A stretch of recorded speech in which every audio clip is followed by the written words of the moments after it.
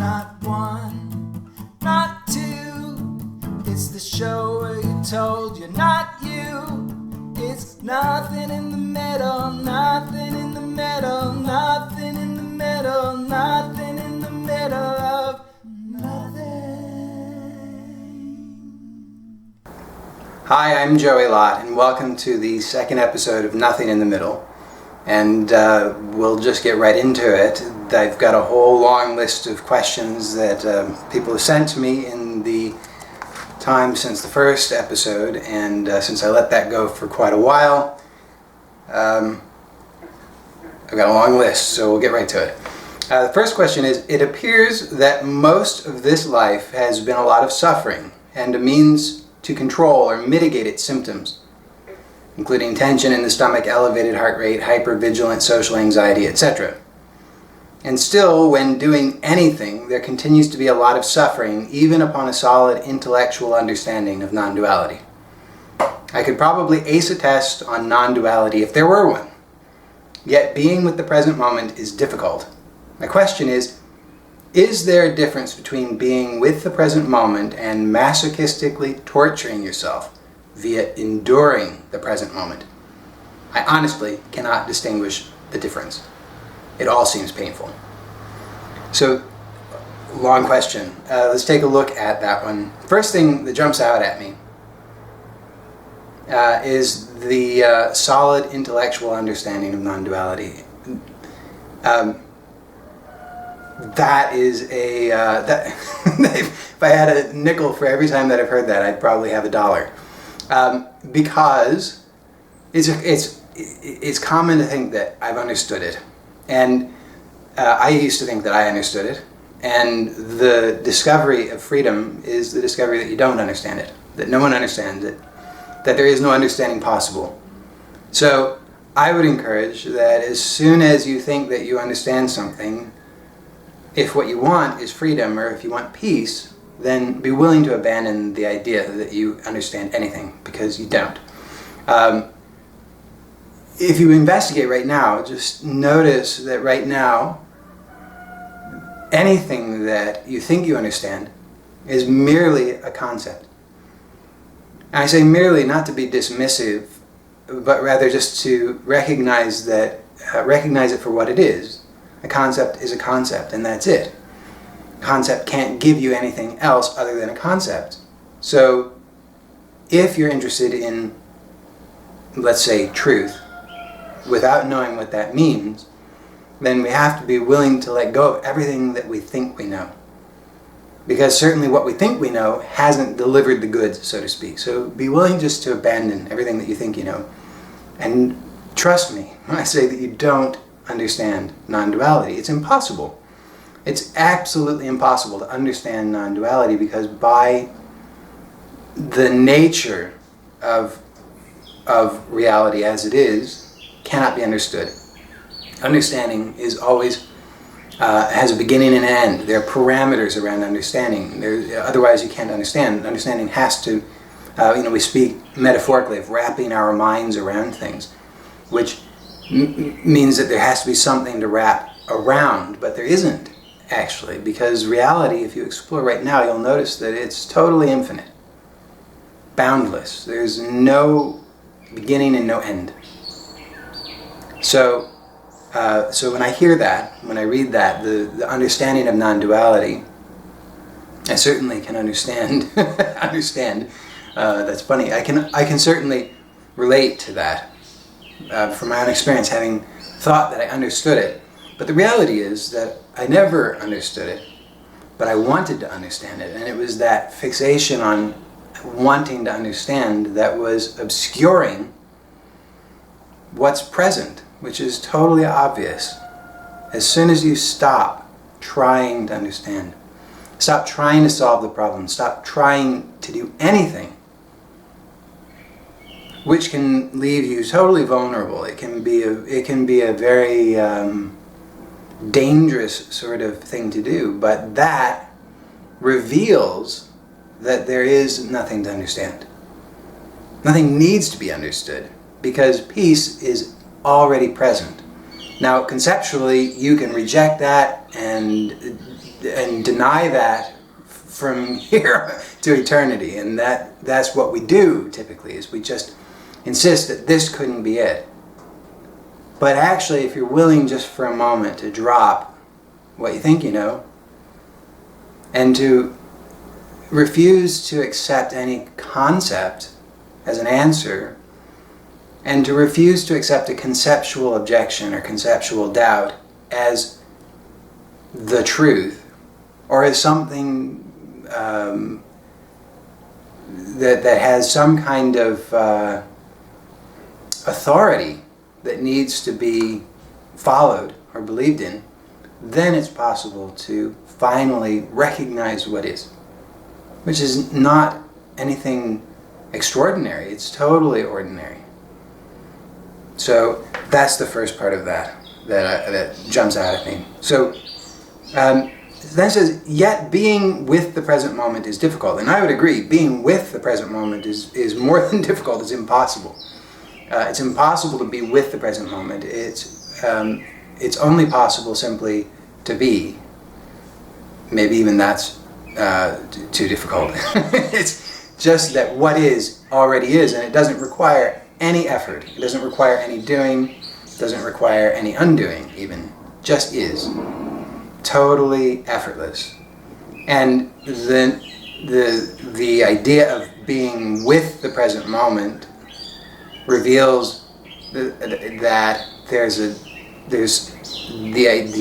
a belief that somebody is separate from the present moment, that there's a thing called the present moment. It's possible to not be in the present moment, and that there's somebody who can or cannot be with or in the present moment. And I would suggest that if you explore that, you'll see that it's nonsensical.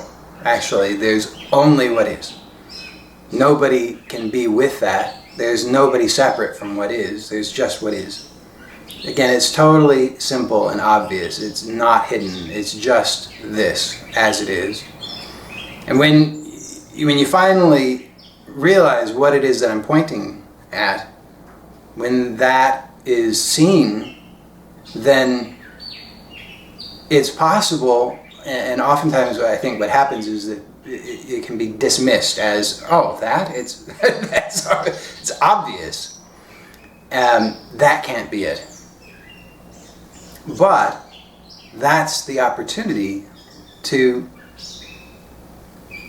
remain simply as what is, instead of jumping through any kind of hoops or trying to get something deeper or better or more spiritual, more enlightened, more anything, to simply rest and allow what is to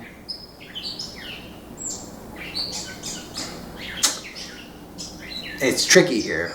So what I'm saying is not exactly right, but to reveal itself, the depths of itself, such that it becomes more and more evident that there are no depths. There's just what is, but that is enough. Nothing else is needed. Nothing else is possible, because this is all that is. So then the question really is there a difference between being with the present moment and masochistically torturing yourself via enduring the present moment? And to that I would say yes.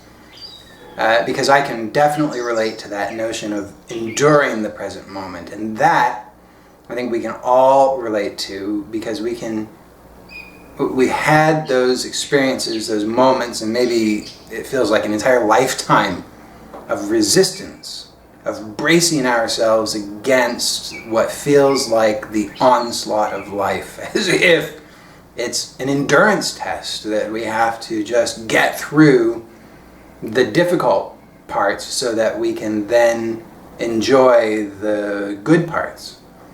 And in my experience, freedom is discovered not in enduring the stuff that we don't like, but rather to finally let go of all the defenses and to discover, is there actually a boundary between what I have imagined myself to be and what I imagine to be the stuff that needed to be endured. So that, again, can leave you feeling extremely vulnerable, and it is. It's the ultimate vulnerability. But it can be seen that the vulnerability is not your vulnerability. It's not my vulnerability. Nobody owns the vulnerability. It's just vulnerability. So normally, when there's vulnerability, we infer that there's somebody who is being vulnerable. There's the one who is vulnerable. But the one who is vulnerable is a fantasy. It doesn't exist. So the opportunity is simply to be the vulnerability, just to allow the vulnerability. And the vulnerability doesn't need your permission to be anyway, because it's all that is. So when it feels as though life is an endurance test, let go. And when I say let go in the body. Notice in the body where there is a tension or a contraction, where the muscles are bracing the body against what is imagined to be the threat. Even if you don't know what the threat is, just notice where there is the tension. Be willing to let that go. Be willing to soften. And find out what happens. What's here? Was the bracing necessary? Was the defense necessary? And then in that, it's possible to discover that there's no boundary. There's nothing here that's separate. So the next question. Thought I was going to get through these quickly, but apparently not, because that must have been a long first response. The thought processes of numerous individuals, past and present, which led to the creation of the technology which enables me to ask you this question, surely demonstrates the astonishing power of thinking. It appears to be the defining characteristic of humans that thinking is automatically generated by every encounter with sensory experience. Is it possible to select when to use thinking, as in for creative purposes, or on the basis of effortless happiness, or are all acts of volition regarding when to think, not to think, uncontrollably generated? Maybe I already know the answer to this question, but would appreciate your opinion. So, another long one. So the first part, the thought processes of numerous individuals, past and present, which led to the creation of the technology, which enables me to ask you this question, surely demonstrates the astonishing power of thinking. And I would say, no, it doesn't. If you take a look, there is no proof of anything. It's impossible to find proof of anything. If you think that you can find proof, I would suggest that you let go. Let go of what you think you know, because what you'll see is that anytime you imagine that there's proof of something, that proof necessarily rests upon some assumption.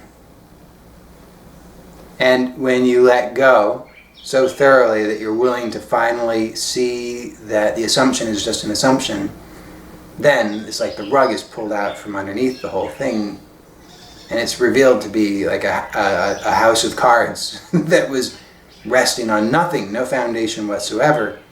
And so there is actually no proof of anything.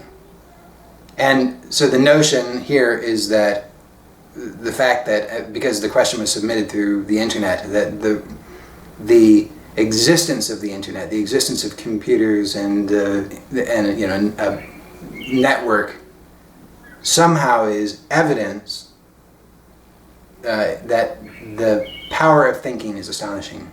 But there's no reason why that is so. All that it is evidence of is that apparently there is what is, which doesn't need any belief or thought or concept whatsoever. It's just self-evident. What is. It exists prior to concept. It is not dependent upon concept. So surely, yes, conceptually we can say that that is so. But conceptually we could declare also that Santa Claus exists because the North Pole exists. I mean, we can fabricate any kind of story that we want, and then we can support that story in any way that we want. But when we finally are willing to question the foundations, we see that there is nothing there. So the question then, is it possible to select when to use thinking? And here the idea is that thinking can be used for creative purposes, or in other words, for things that we like. And then to shut off thinking when the thinking seems to be about something that we don't like. And I would say no, of course not. Because nobody's choosing the thinking. The problem is never about thinking. Thinking isn't a problem. Couldn't be. Thinking happens. The thinking is happening for no one. There's no thinker. So the problem that we imagine is always, it's not about the thinking. If the thinking is happening, if my friend complains of thinking, it's not a problem for me. Only my friend perceives that there's a problem. So if the thinking were a problem in and of itself, I would be able to say, yes, that's definitely a problem. I experience it as a problem, but I don't. So the thinking isn't a problem. The problem, as we imagine it, is the thinker, the one who is subjected to the thoughts. So it's worth questioning whether that's true. Is there a thinker? Is somebody subjected to the thoughts? Is somebody choosing the thoughts? And when you really take a look, you see that there's no one there. There's nobody who's doing it. There's nobody who's subjected to it. There's just the thinking.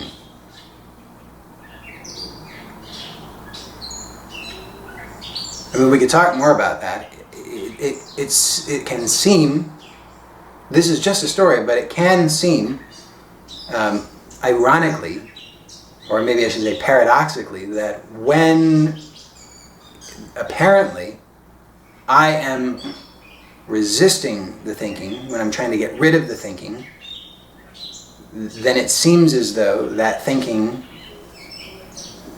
is more of a problem. But when there's a letting go, then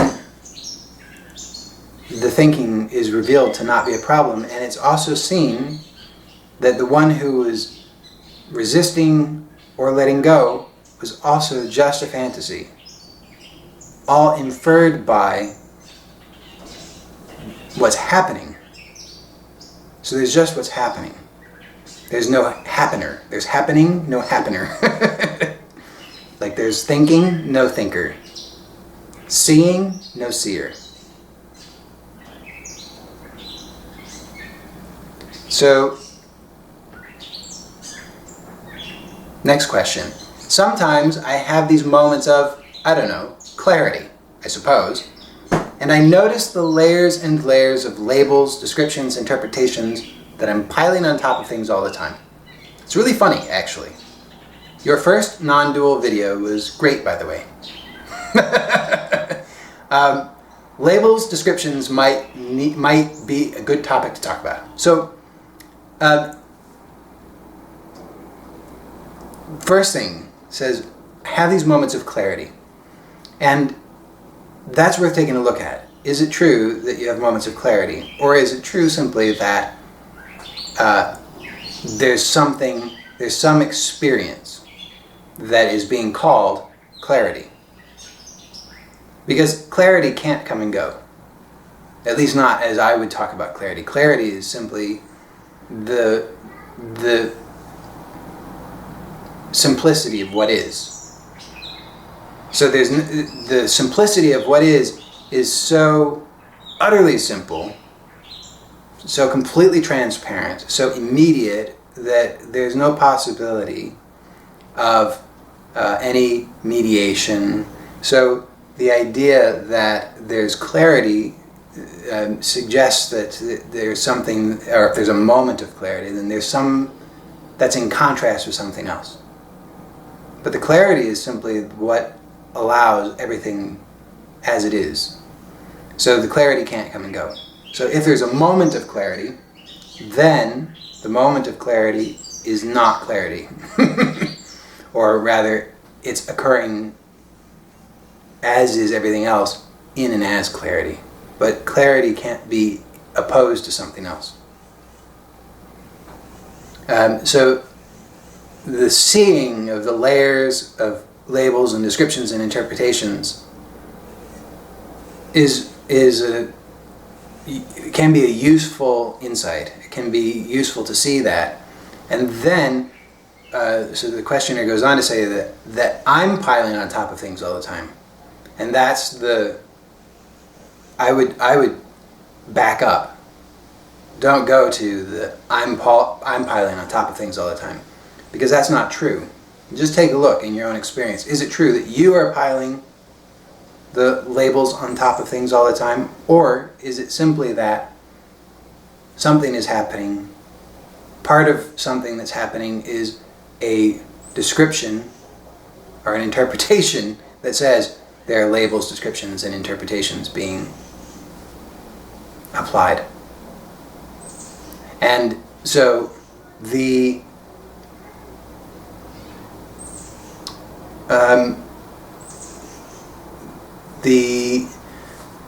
layers aren't really layers. It just can seem that way. Like I said, that can be a useful insight, but ultimately let that go, because then there's still some kind of conceptualization going on. So there's the insight, which is, what is does not require any labels or concepts, which is a really powerful insight. Because like I was having a conversation with somebody earlier today, and I said, the sun rises and the sun sets whether you believe in it or not. Or we could say that that's not actually true, but what it's pointing to is true. What it's pointing to is that what happens does not require belief, and it's totally before and beyond belief. So reality, which is not some kind of objective thing, as the language would suggest, but forgive the language here, reality does not need your approval, nor your understanding, nor your belief. It doesn't require anything. It's totally complete and as it is already. So, and it defies understanding. It totally defies conceptualization. It's never going to be understood. So, seeing that this already is what it is before any conceptualization or label is awesome. But then don't go the next step and say that I'm piling the labels and interpretations on reality, because that creates a whole universe, a whole world that you've just seen does not exist as such. So in that simple, it's a very subtle little thing that gets added on, which then there's the dissolution of the world, and then there's the recreation, all like that. Because it's not questioned. Am I doing it? Is there actually any time? Is there actually any distance or space? Could I be piling things on top of reality? Is there an objective reality that can be layered upon? Can I apply layers to reality? It's like, well, you just can't. You can just see that there's no possibility, because reality, what reality is pointing to, that word reality, is pointing to what's utterly obvious, immediate, and simple. It defies understanding. And it's so immediate that there's no layer, no layers possible.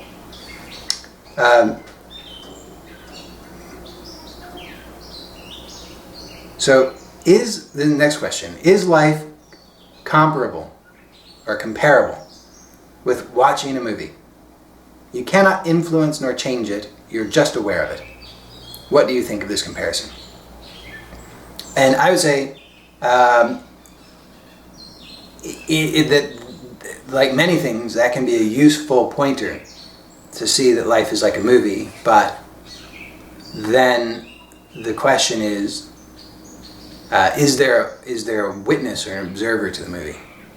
And if you are believing that that's so, then question it. So if we use the analogy of watching a movie, then it points to some helpful insights, let's say, which is that what's happening is happening totally spontaneously and without any kind of controller. But then we can take that further and we can assume that what's being pointed to is that there's a witness to life. There's a witness to what's happening. And that can be another sort of obstacle. It can be a way to continue to maintain suffering because there's still an identification with the observer, with the witness. So you just take a look and see, is it true? Is there actually somebody who is observing life? Is there somebody who is the witness to what is happening? Is there any distance between anything? So that you have a concept of yourself, and that concept can morph.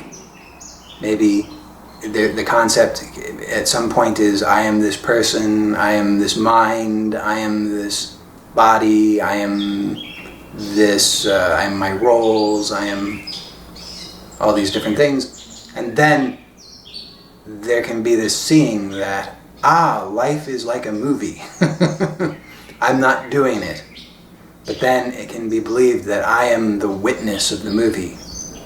And so then the identification shifts from all of that other stuff to I am the witness. But you can notice that the witness is still separate, conceptually, from life. So then take a look.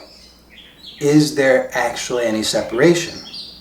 Can you find the division between the witness, as you've imagined yourself to be, and life? And if you can find that boundary, then I would suggest that you inquire more or tell me about it, because I'd be very curious. I've never been able to find it. But it may become clear that there is no boundary. So there's no witness. There's no life. There's aliveness. There's aliving. There's what's happening. There is the happening. And it's totally boundless. It's seamless. There's no way to capture it. There's no one to capture it. There's no separation. So next question. Life happens. Still, I think that the awareness is bound to this body, because this body is not aware of other people's awarenesses. So it seems to me that there is some sort of personal awareness. And that is very common. So the opportunity is to take a look. Is there the idea is usually like this question says, because this body is not aware of other people's awarenesses. So that's the way, and that's the conceptual argument for why it must be that my awareness is somehow limited. That somehow this is my personal awareness. So then you can take a look and see, is it actually true? Do you have proof of other people's awarenesses? And don't settle for a conceptual answer. So you can simply investigate if, without concept, there's any proof of other people's awarenesses. And hopefully it becomes clear that there is no proof of other people's awarenesses. So then, what proof is there that there is my awareness? Now, usually at this point, I think as the question here seems to imply, usually the assumption is, well, it's my awareness because it's tied to this body. But take a look and see if that's true. Is there actually any proof that that is so?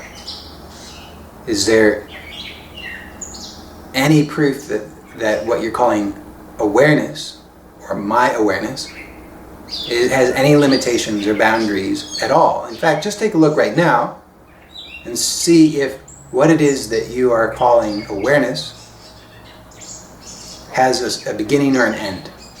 Non-conceptually, can you find any kind of boundaries to it? And hopefully, at some point, it just becomes clear that all that was ever happening was a bunch of assumptions that were believed to be true, but when they are questioned or explored, it's seen that there's no foundation to it. So there's only what has been called awareness. But when that's seen, then to call it awareness is a bit unnecessary, at the very least, because it's just what is. It's not separate from anything else. It's not awareness of life. There's just life awareness. There's a living, which is seamless. When all the concepts are let go, then what has always been, which is totally obvious, it's not a surprise. It's not that you'll see something that you haven't seen. It's just that the seeing is seen to be all that is. It's not I am seeing. So then when the concepts are abandoned, then the simplicity of what is doesn't change. Always has been this. Always will be this. There's only this. And that simply is seen.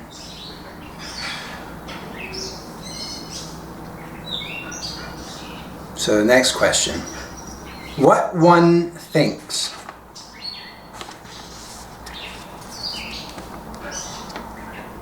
cannot change one's life. And one can't change life by having certain beliefs, because they too just happen. But why do you speak often in your book about just accepting? Like, for instance, when you say in the capital, I think this means chapter, fear of death, the invitation is to welcome it all, including what you fear. And what I find is that there is only allowing, only welcoming, only letting go. But isn't that an act, a personal doing? How can I allow something when everything just happens? So this is true. There's no possibility of allowing. But when somebody, if I say or somebody else suggests to allow, or to let go, or to drop it, or to soften, or any of the other ways in which somebody might speak of something of this nature, then what's being pointed to is simply what already is. So it's true that it can be misunderstood as a personal act of volition, and it certainly can seem that way. But ultimately what's being pointed to is simply what already is. It's just the simple, obvious, effortless nature of reality as it is, which is already letting go, already allowing. You can see that that's true just because what is. There's no, if it wasn't already allowing, then it wouldn't be. So by the very nature of its existence, it is allowing. Allowing already is.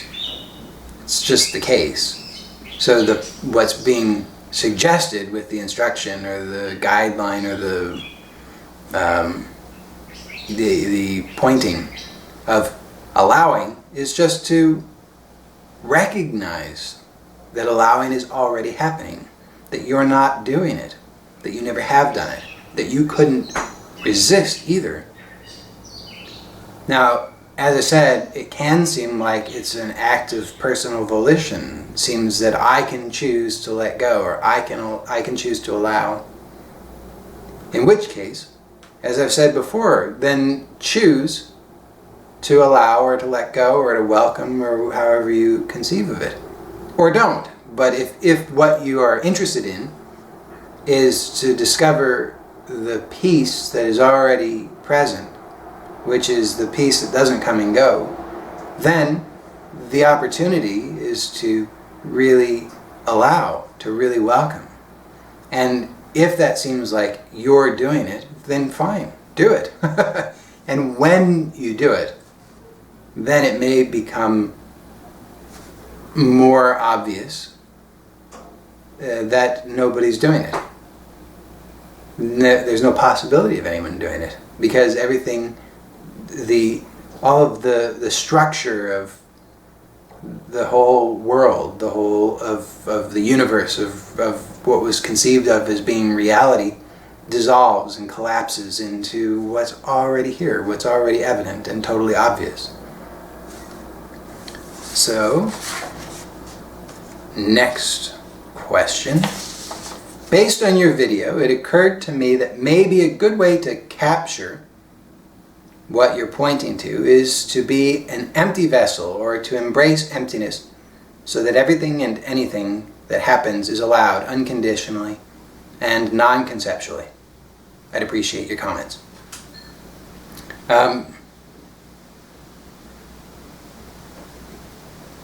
Well, yeah, if that works.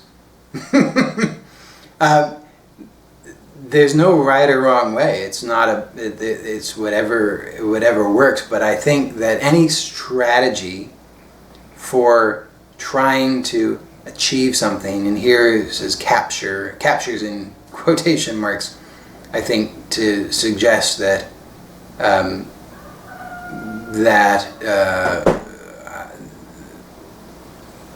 that there's some secret meaning to that. But you can't capture it. There's no way to get it. There's no way to attain it. So this question to me reveals that there's strategizing, which is fine. I mean, there's nothing wrong with it, but it's just not going to work. Because the strategizing is the problem, so to speak. The strategizing is always about, how am I going to get to somewhere, get rid of something, get something, attain something, achieve something, arrive somewhere, land somewhere, find some kind of security, understand something, solve the problem. That strategizing is always about that. And because of the very nature of that, then it presupposes that there's something missing or wrong or bad or unacceptable. And so, or something or someone to defend or protect. There's some kind of separation. So, as long as there's strategizing, then there will be the perceived problem. Something that needs to be gotten or gotten rid of. So I would suggest stop strategizing. Don't try to get anything. Don't try to understand anything. And that's the very thing that we don't want to do. That's why we strategize. Because we say, well, yeah, okay, I understand what you're saying, but let's not be crazy. I understand you're saying, let go and discover that this is peace already and all that. But what you must really be saying that I should try harder. No, I'm definitely not saying try harder. I'm really, really, really saying abandon all hope. Give it up. There's no possibility of getting it. You will not understand. No one will understand. I do not understand. No one has ever understood. The second that you think that you have understood, you can be assured that you are wrong. You are mistaken. And it's easy to test because you'll know that insecurity still feels like a problem. Still feels like something to get rid of. Still feels like you need to solve a problem. So understanding, even if such a thing actually existed, wouldn't give you what you want. What you want is peace. Peace is already present. Peace is already this. Stop searching for something else. Stop strategizing for how you're going to get somewhere else, get something, achieve something. Just give it up. And that will be frightening. And all the objections will come up and all the doubts. You might freak out and still let go. You start to recognize that the objections and the doubts are compulsions. They feel uncomfortable. And because they feel uncomfortable, we then assume that that is proof of a problem. So we set about trying to solve that problem by trying to understand, by trying to solve the problem. But the whole thing, the whole construct, all of it, the one who has the problem, the one who needs to solve it, the one who needs to find peace and freedom, it's all a fantasy. There's only peace, only freedom. That's all that is. It's not yours. It's not mine. It doesn't. It's not. Nobody can possess it because there's nothing separate from it. So, I think that's all I can say about that one. Next question. What about career plans, financial planning, goals, and aspirations? Should they be let go because they only invite suffering and frustration when plans don't materialize? Is it accurate to equate your pointers to notions such as just accept what happens, no matter what, because you can't do anything about it anyway? Or to adopt a fatalistic attitude because there's no use to plan for anything? And similar ideas? Question mark. So, no, I mean, career plans, financial planning, goals, and aspirations, if you want to call it that, they happen. Nothing needs to change. Everything is already spontaneous. Everything already is already happening for no one. It's already immediate. It's already totally without a second. There's no space and there's no time. It's already true. Nothing needs to be done to achieve that. So you don't need to agonize over, should I have career plans or not? Should I just go, sit on the sidewalk or sit in the yard or whatever and just wait until I die or I'm turned into some sort of spiritual light being or something. I mean, no, there's no reason why anything needs to be done. The whole point is that nothing can be done, including trying to figure it out. So even this question here reveals that there's still an attempt to try to solve something or figure something out. There's still a strategy. Strategy here is, should I let go of trying to plan a career or plan my finances or whatever? Or should I not? But just take a look and see, is it possible to do anything, including letting go or not letting go? Letting go is only a pointer. Just points to the reality of letting go, which already exists. It's not you letting go. It's just letting go. So, it would be convenient in some ways if there was some sort of step-by-step process, right? Like we're accustomed to with a lot of different practices and modalities. Step one, you abandon your family and you give up all your money and you move to my ashram and you wear my all of my sannyasins have to wear purple and gold because those are my favorite colors. So you just wear that like everybody else, and I'll shave your head, and then you sit in meditation facing the wall with your eyes half open for 8 hours a day, and you eat rice, and then you'll and that's it. It'd be convenient to have that kind of process and structure and rules. But the good news is that none of that would be helpful anyway, so you can save yourself all of that kind of agony and just recognize when the strategizing is happening, when there's an attempt to try to figure something out, trying to understand, trying to solve, trying to get something or get rid of something. You'll notice that it's just a feeling, just some sensation, just some experience that's interpreted as being a problem, and then there's seemingly a resistance to that, and then an attempt to try to solve the whole thing. It's a self-reinforcing, vicious cycle, really. And I was speaking with somebody on the phone earlier today, and suggesting that it can be like a rat on a wheel. And you can imagine you're running on that stupid wheel, and at some point you're getting really exhausted, but you don't know how to get off of the stupid thing because it's going and going and going, and it's like, well, how do I get off of it? It's kind of scary. So it's like, it just turns into this vicious cycle that it feels like, well, you have to keep going because the alternative seems frightening, seems dangerous, like you might get injured somehow, and you really don't know what to do. So you just keep on doing the same old thing.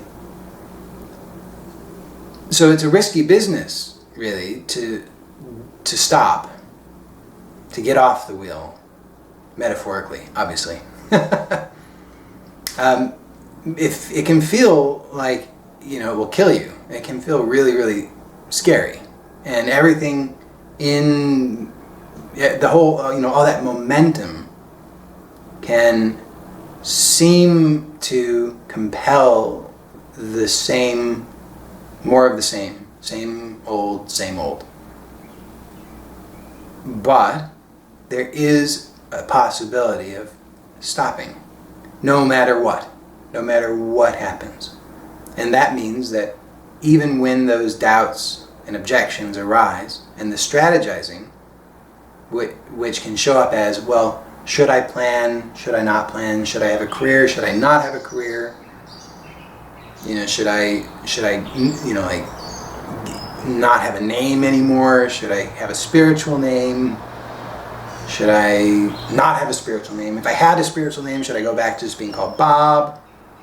Should I give up my career because it's too unspiritual?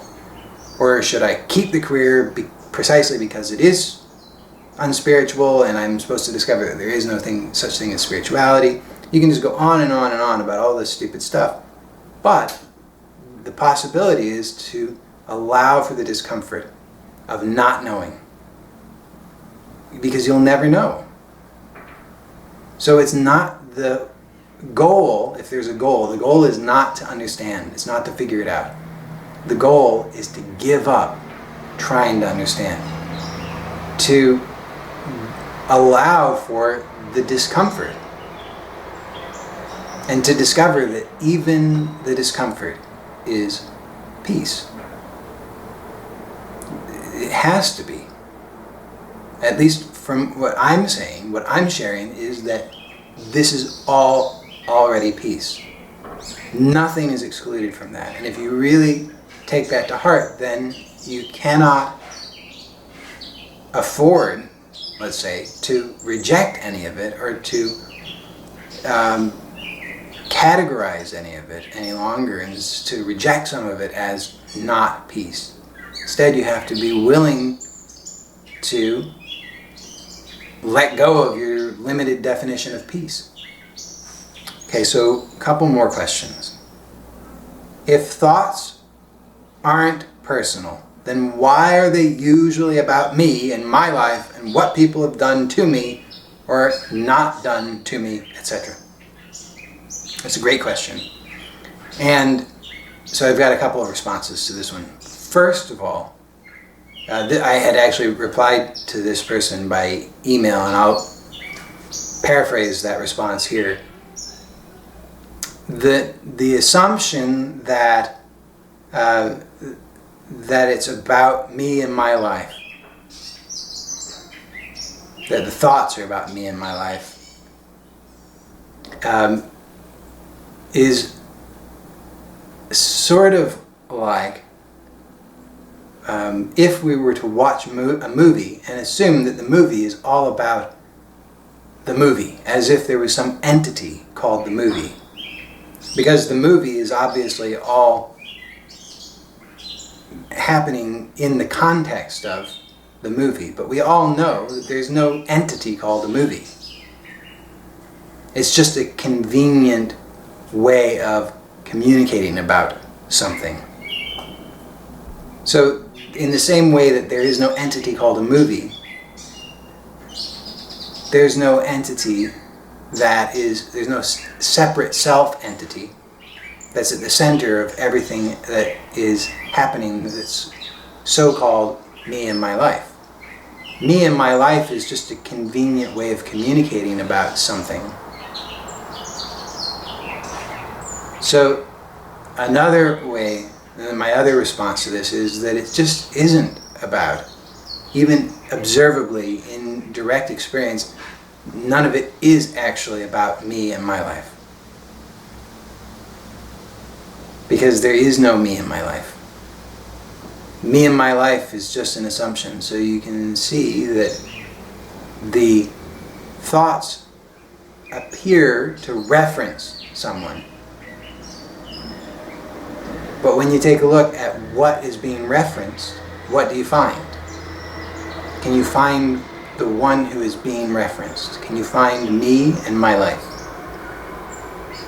And then you may start to see that what you assumed to be the case isn't. There's not actually a me and my life, there's just what's happening. And it was only assumed to be about me and my life. But me and my life are finally seen to be fiction. Last question. I've been so caught up in the striving mindset lately, or the striving to strive but not knowing what the heck direction to go in, and then hearing that do nothing teaching in my head. I should be striving to achieve money, status, making a difference in the world, but then, conflictingly, I should allow life to unfold as it will.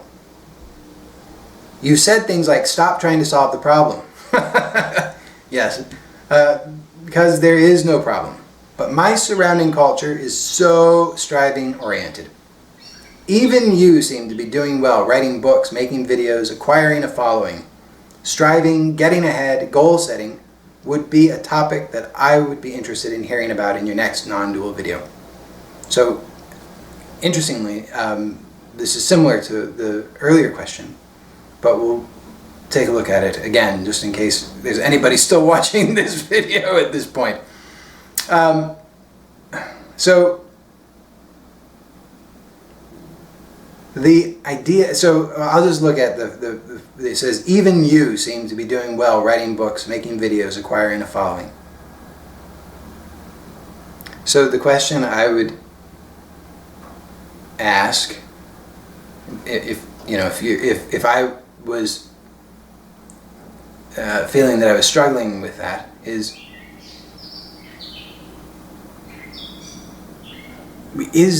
what is that? What am I hoping for? What is it that I want? Is it that, do you really want to figure out whether striving is good or bad? If you had the answer to that, what would that give you?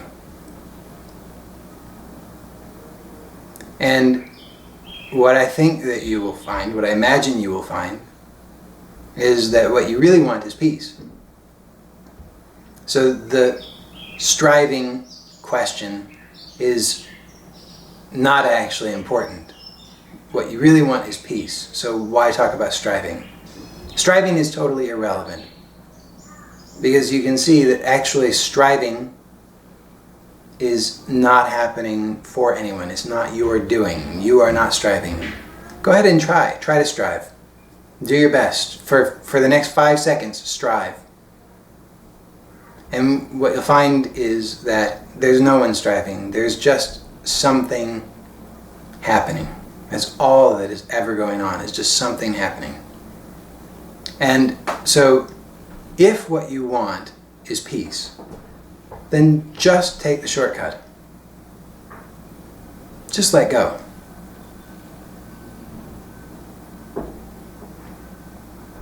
The striving takes care of itself. Everything takes care of itself. And when you recognize that this right now already is peace, then, paradoxically,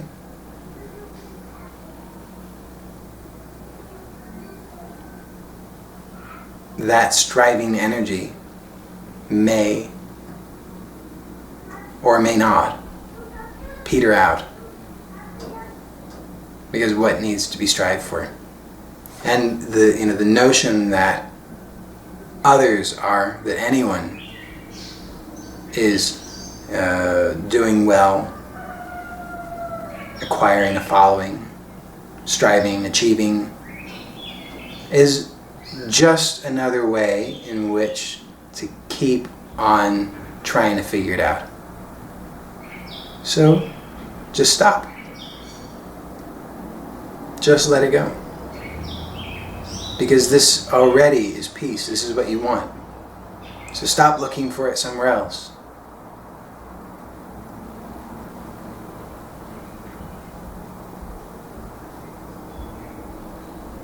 So, that is all of the questions that I have for today. If you have a question that you would like me to address in the next episode, please send that to me at my email address, which is joeylott@gmail.com. If you're viewing this on YouTube or elsewhere, you can visit my website at joeylott.com, joeylott.com. And please feel free to ask about anything and everything related to non-duality, and anything that's on your mind. Send me your questions. As you can see, I do them anonymously, so you don't have to worry that you'll be outed on, to the 25 people who will watch these videos. Most of those views will probably be me and my mother. So your secret is safe with me. Alright, so until next time, just let go. It's nicer that way.